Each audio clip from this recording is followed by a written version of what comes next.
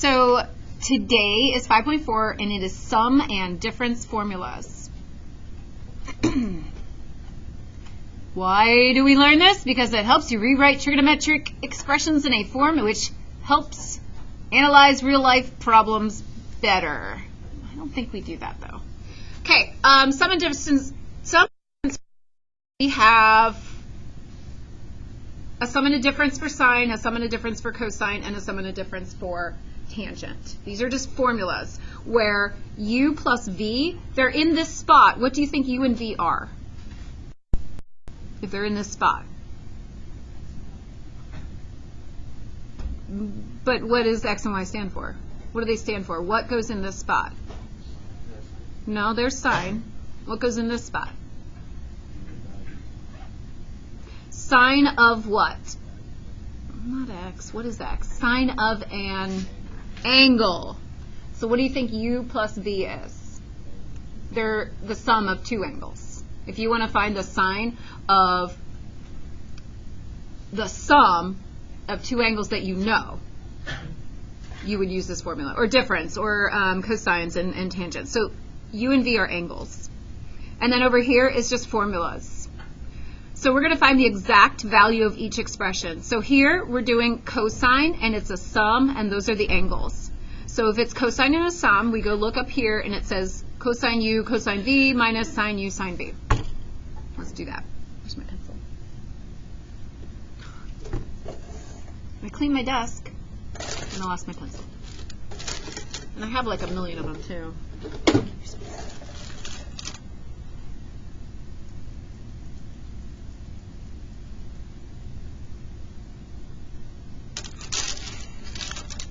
Anybody use 0.5 lead? You do? I've never seen 0.5 lead. I don't have it. I put some. Can you guys fill out the formula while I'm looking for lead? You think you can fill it out? Yes? No? Did you already do it? Do you think you can or not? I mean, I'm gonna do it in a second. I just have to put lead in my pencil.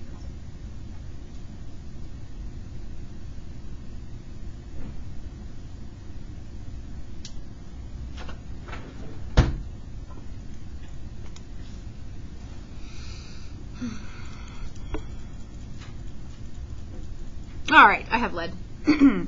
So this says that we're going to do cosine of pi over 6 times cosine of pi over 4. And then we're going to subtract the sine of pi over 6 times the sine of pi over 4. So I'm just plugging into a formula. And now we simplify everything. So what is the cosine of pi over 6? Cosine of 30 degrees. Good. Radical 3 over 2. And the cosine of pi over 4. There should be more than 2 people answering, because pi over 4 is one of those that you should know.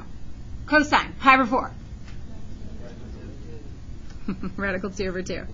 Minus sine of 30 degrees. 1/2. Times, what's the sine at pi over 4? Radical 2 over 2. All right, so we're multiplying. How do we multiply fractions? Straight across. How do I multiply two radicals together?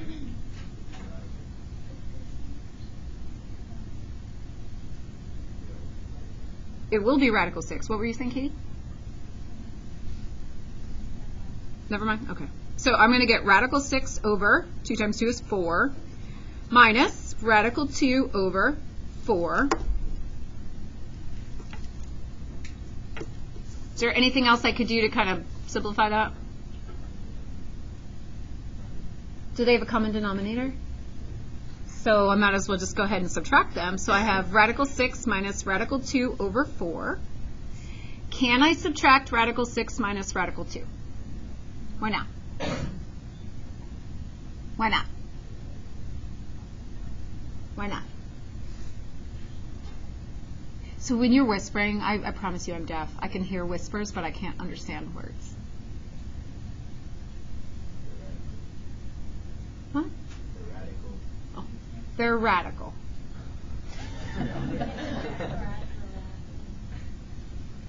What, Kate? I can sometimes. Amelia?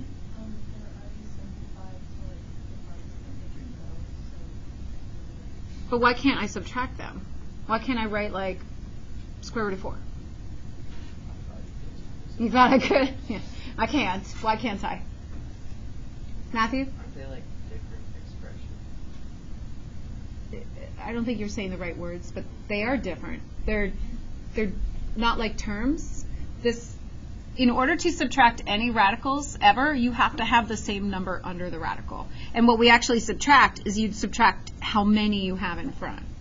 So we could do something like, I'll just have an example up here. 5 radical 6 minus 2 radical 6 would be 3 radical 6. So this is just like having 5x minus 2x. It's how many you have of that thing, subtract how many you have of that same thing. 6 minus 1 radical 2, well, the things aren't the same. Do you understand what I'm saying when I say the things aren't? Final answer. That's it.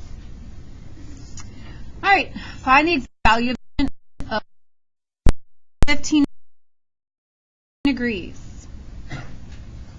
Slight problem. 15 isn't one of those that I know. So that's why we're going to use these formulas, because 15 I don't know. It's not 30, 45, 60, 90, 180. Isn't one of those that I know. But I bet you can make 15 degrees by using the angles you know. We know like 180, we know 90, we know 45s, we know 30s. Is there a way to make 15 using sum or difference of these? So only the same people keep answering. So we're going to play the, ooh, did we do this in here? Did we do the random number generator yet? Oh, Let's do it. So this random number generator is going to be, it's going to pull up your number that you like put your phone in, not where you're sitting. And then if I call on you, you get to answer. Aren't you lucky? I thought so.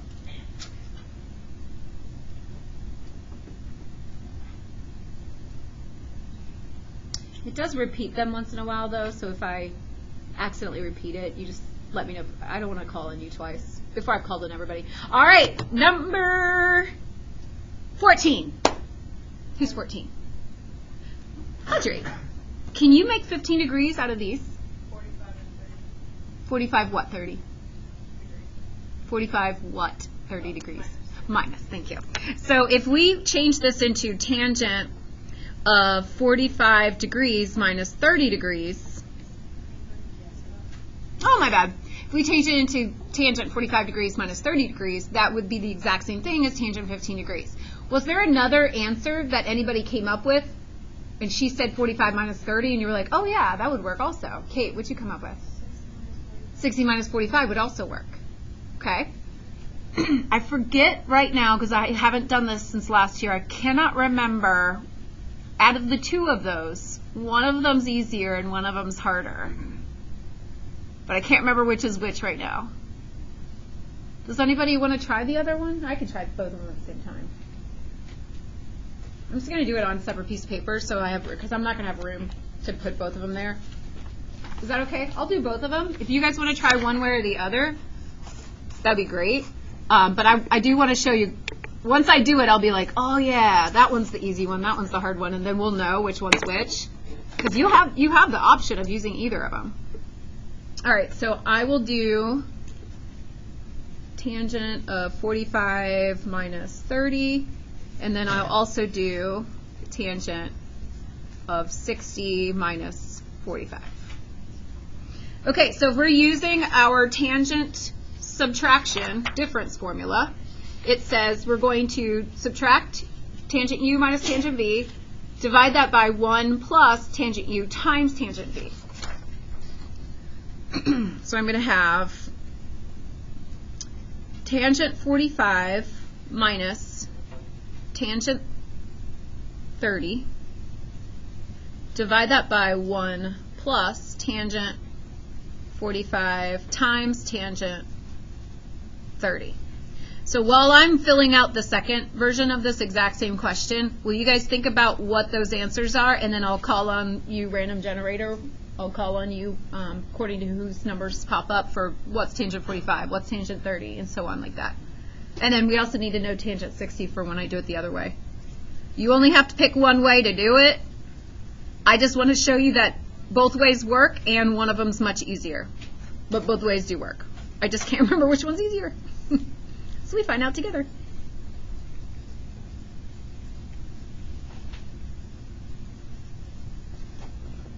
All right, random generator says number 19 is going to tell me tangent 45.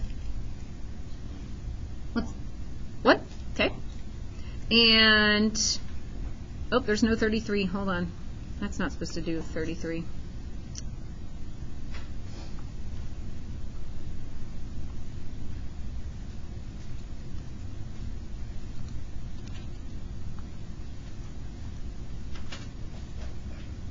Okay, 20. What's tangent 30? Who's 20? That's me. Tangent 30.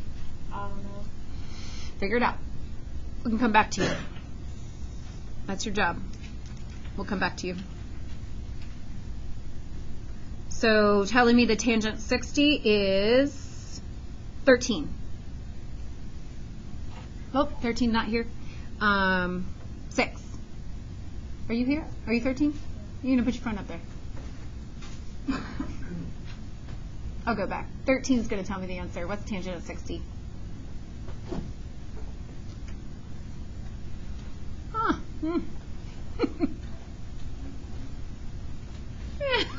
They're coming out. Thanks, guys. Katie? You do. Figure it out.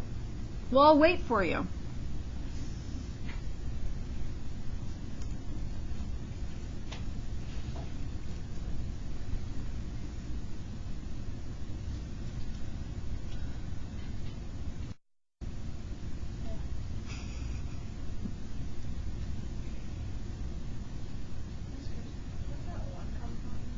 Tangent 45. Oh, like the 1 plus? It's in the formula. Do you see in the formula how it has the 1 plus? Do you see it? Yeah, so that's just from the formula. Did you get it, Katie? It is radical 3, yes.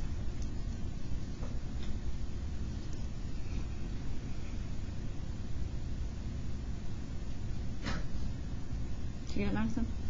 Radical 3 over 2. No. So tangent, you're in the correct triangle. 30, 60, 90. And to do 30 degrees, that's across from 1, and then the radical 3 is here because the hypotenuse is there. Tangent would be y over x. The opposite over adjacent. Radical 3 over 3. Yeah, radical 3 over 30. Good. All right, guys, here we go. So I've got 2 versions of doing the exact same thing. We are going to review something major. Here we go. So here, I cannot subtract 1 minus radical. Well, I can. I'm just going to rewrite it like this for right now.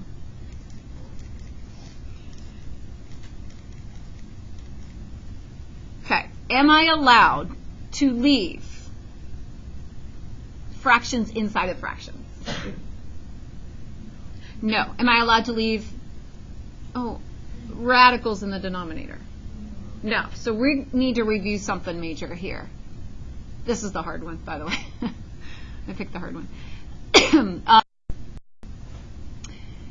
There are different methods to fix all of this.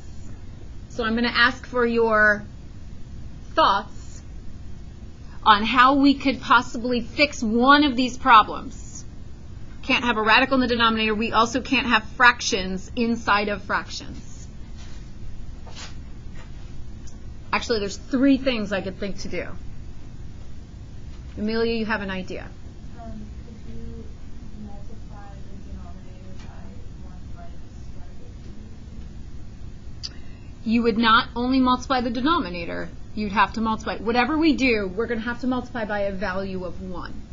Now, I'm going to tell you yes, but I'm also going to tell you that way is going to take way longer.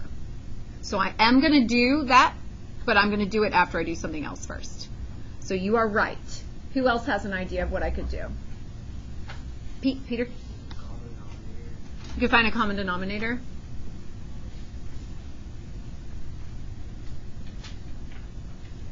Thank you, Morgan. Okay, so if I find a common denominator, that would be 3, right? So we would be multiplying this top one by 3 over 3. We multiply this one down here by 3 over 3 because 3 over 3 is the exact same thing as 1, right? So we're not changing the value, we're just changing the appearance of it. And then on top now I'd have 3 minus radical 3 over 3. And on the bottom I would have 3 plus radical 3 over 3. So that did not get rid of my fractions yet. And that's actually not the fastest way of doing it, just so you know. But it's fine, we'll leave it. Can I still do something else so I don't have fraction within fraction? And Amelia, I'm going to do your step last. What you came up with. That's going to be the last thing I do. Do you know where to go now, Peter? Right, so now we have a fraction divided by a fraction, where before we had a sum of stuff. If you have a fraction divided by fraction, you can just take 3 minus radical 3 over 3 and multiply by the reciprocal of the denominator, 3 over 3 plus radical 3. Okay, but when I multiply these, 2 terms means I will have to distribute. Actually, we don't have to distribute. I lied. We don't have to distribute. Why don't we have to distribute? Those 3's are going to leave. Bye. Put them in red. Bye. Okay, now I'm going to go back to Amelia because Amelia knows how to get rid of a radical in the denominator. And this might be something that you might have forgotten from last year. So Amelia says, well, we're going to have to multiply by a value of 1, so it has to be the same on the top and the bottom. And Amelia, do you know what I would multiply by this time? Okay, so it has to be the same up and the bottom. And we are trying to create a difference of squares on the bottom.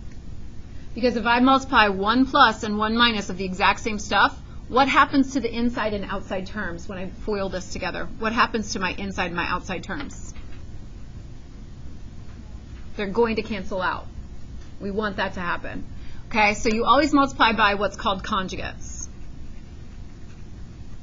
That's what they're called when you 3 plus radical 3 and 3 minus radical 3. They're the exact same values in the first and last term. They just have different signs. Those are called conjugates. When we multiply them together, the inner and outside and inner will cancel out. Okay, on top we've got the exact same thing. So we're going to FOIL this together, and I'm going to do it super fast motion here. 3 times 3 is 9. My outside and my inside, I'm doing the top. My outside and my inside would be both negative 3 radical 3, so it's going to be negative 6 radical 3.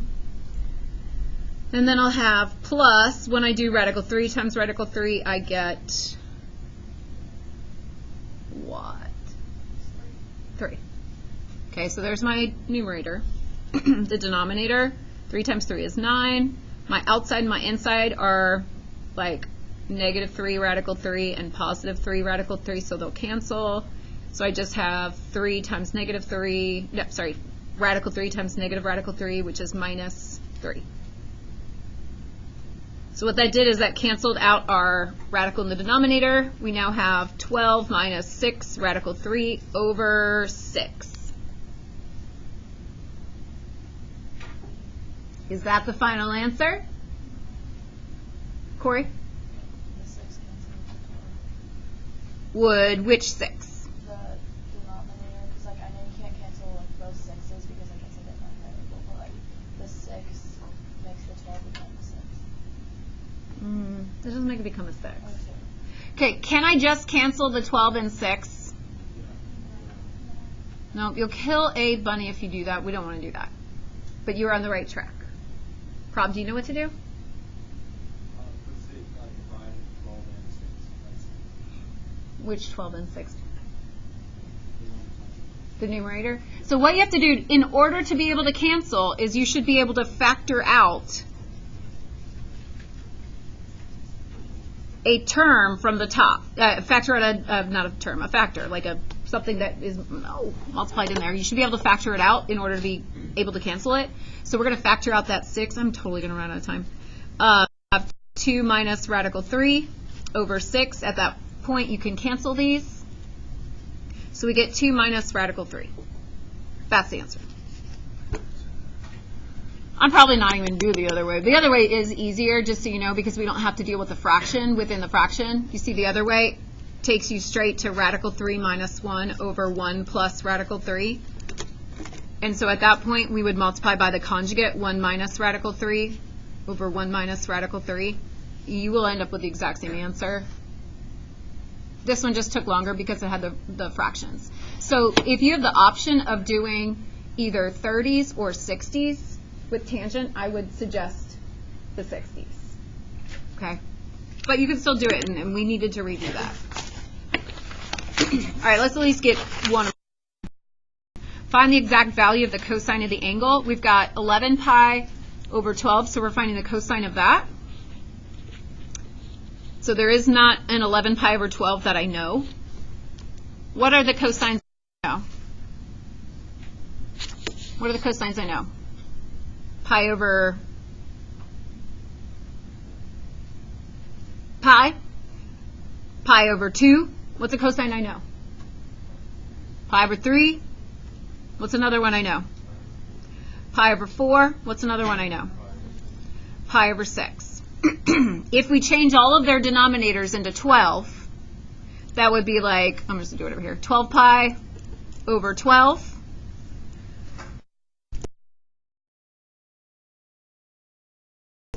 Six pi over 12, 4 pi over 12, 3 pi over 12, and 2 pi over 12. How can I make with these numbers 11? Pi over 12.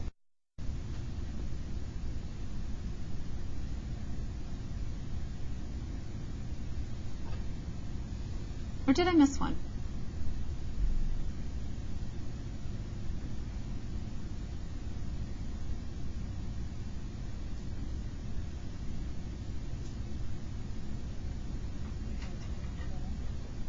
What? There is. There is. What do you think? Kind of, yes. What are you thinking?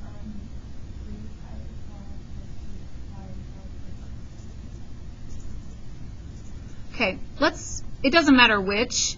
Why don't we gather these, which, no, that's not going to help. Let's add together this one and this one, which is 8 pi over 12. If I did reduce, I am going to reduce it actually. So 8 pi over 12 is what? 2 pi over 3. So don't we know that one too? We know 2 pi over 3. We know all the pi over 3s. 2 pi over 3, and then you said 3 pi over 12, which is pi over 4. Is it? Yeah. No. Yeah. Right? Yeah. Sorry. I think like 4 times. If I add these two together,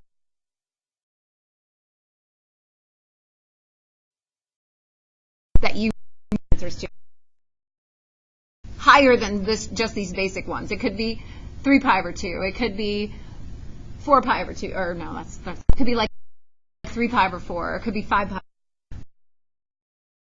It's just these are the basic ones. So we're going to do 2 pi over 3 plus pi over 4. 3 plus pi over 4. Formula for addition for the sum of cosine, which is cosine 2 pi over 3 cosine pi over 4 minus sine 2 pi over 3 cosine, nope, sine pi over 4.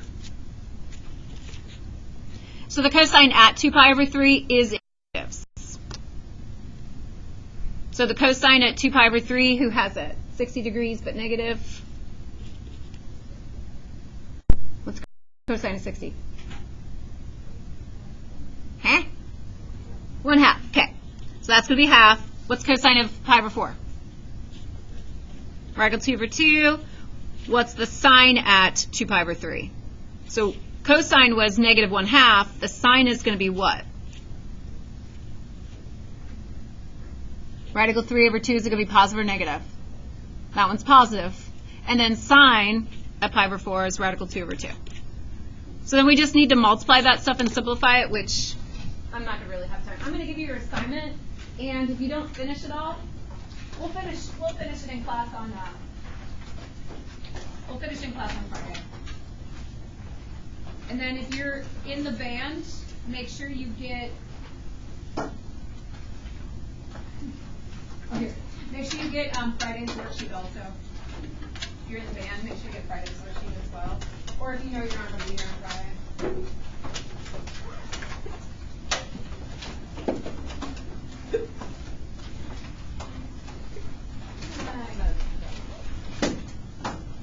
So we'll finish these notes